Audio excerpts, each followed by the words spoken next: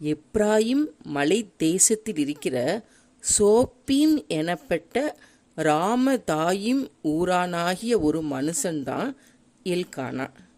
இந்த எல்கானாவோடைய தந்தை பெயர் எரோகாம்.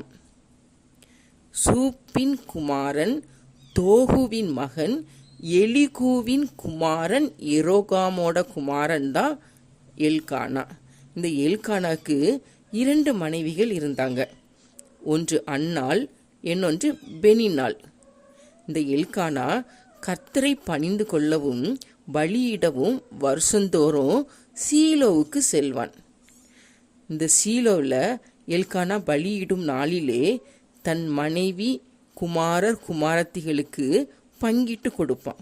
அப்படி பங்கிட்டு கொடுக்கும்போது அன்னாளுக்கு மட்டும் ரெட்டிப்பான பங்கை கொடுப்பான்.